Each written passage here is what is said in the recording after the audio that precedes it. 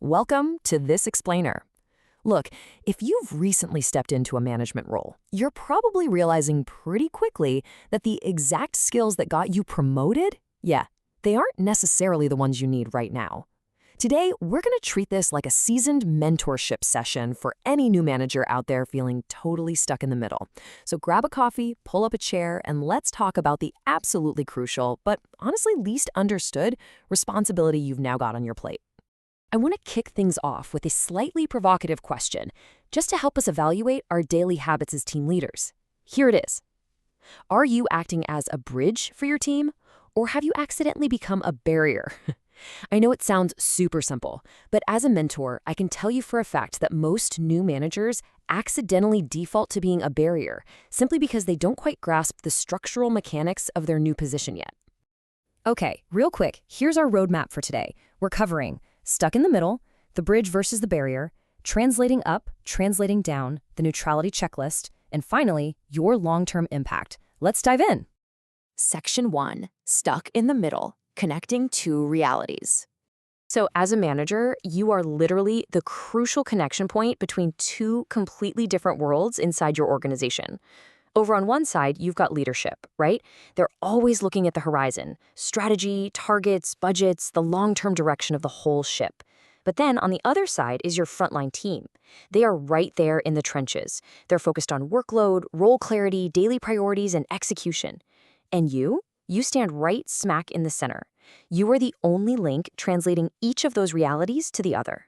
Moving on to Section 2, The Bridge versus the Barrier, Why Information Flow Fails. When you handle your spot in the center well, organizational alignment grows. But man, when handled poorly, confusion spreads like wildfire. See, many managers unintentionally block the flow of information by making some really common mistakes. Like maybe you filter messages selectively because you're trying to protect the team, or maybe you soften expectations so much that you end up playing the cool parent. When you do stuff like that, you become a barrier. Your employees end up feeling totally disconnected from the real decisions, and leadership remains completely blind to what's actually happening on the ground. You might think you're helping, but you're actually leaving your team vulnerable. Being an effective bridge completely shatters the whole myth of manager authority. The truth is, it's a function that requires accuracy way more than diplomacy. Your job is not to please absolutely everyone, and you're definitely not acting as a union leader for your team. Your actual job is to make sure that information flows flawlessly and objectively in both directions.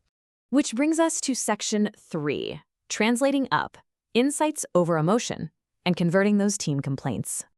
Let's do a live simulation to practice this. We're going to translate team frustrations into leadership insights. Okay, imagine you just got out of a brutal team meeting. Your team is super stressed, there's a big conflict over resources, everyone is panicking about a looming deadline.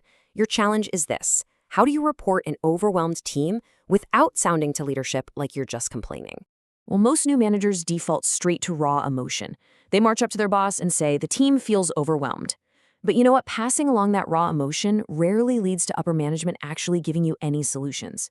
To leadership, that just sounds emotional, it's unquantified, and honestly, it sounds like a problem you should be managing. So instead of just venting, you want to use these 3 steps to convert that emotional friction into a really objective, solution-oriented report. Step 1, identify what is literally happening. Step 2, explain why it matters to leadership's specific goals. And step 3, suggest what specific adjustment might actually help. Let's apply that framework right now. Instead of the raw emotion of the team feels overwhelmed, your actionable insight becomes, current workload is delaying 2 priority projects. Adjusting timelines or adding support reduces our risk. Boom, just like that, you've shifted the conversation entirely from sentiment to solution. So as your mentor, here's my challenge to you. The very next time you sit down to write a frustrated email to your boss on behalf of your team, just stop. Rewrite it using this exact framework before you even think about hitting send.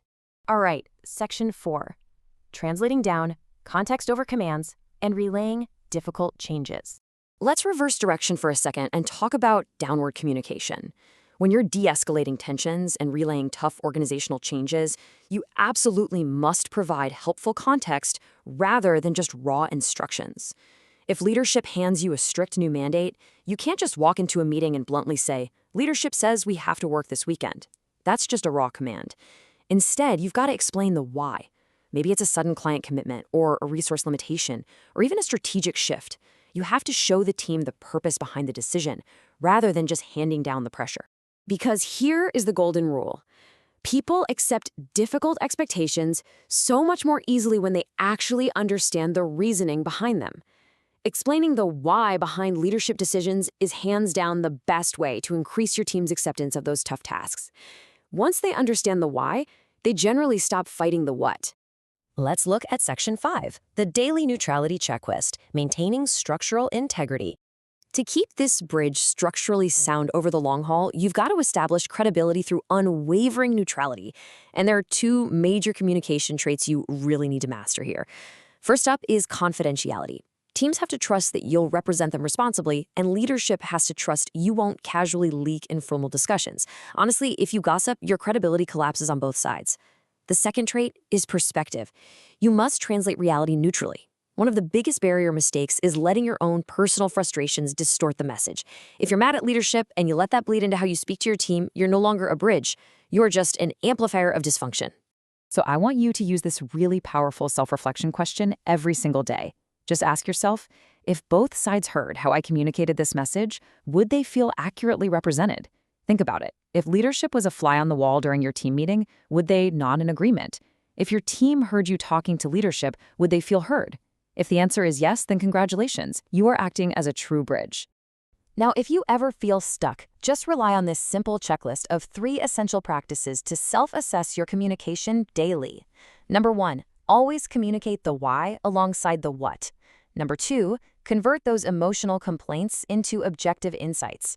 And number 3, maintain absolute neutrality. Remember, your long-term credibility depends entirely on being trusted by both sides at the exact same time.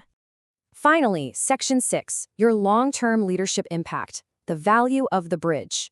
Let's zoom out for a second to see how these daily habits actually define your career over time. There is a real, measurable, cascading effect to playing this bridge role. Look at day 1. By staying neutral, information flows clearly. By week 1, because understanding now exists on both ends, decisions move faster. By month 1, this clear flow directly drives better team execution. Friction is down, and teams feel informed instead of just pressured. And by year 1, this successful bridging has profoundly improved your retention and team culture, completely proving your true impact as a leader. You know, your technical skills are what got you promoted in the first place. Maybe you were the absolute best coder, the top salesperson, or the fastest designer. But your ability to clearly connect high-level strategy down to frontline execution, that is what makes you a true leader. This bridging function is where your real value lies now. I'm going to leave you with this final thought, just to challenge how you approach your very next team meeting. When information flows through you tomorrow, will it build alignment or will it spread confusion? The choice is entirely in how you translate. Thanks for joining me for this mentorship session in today's Explainer, and I'll catch you next time.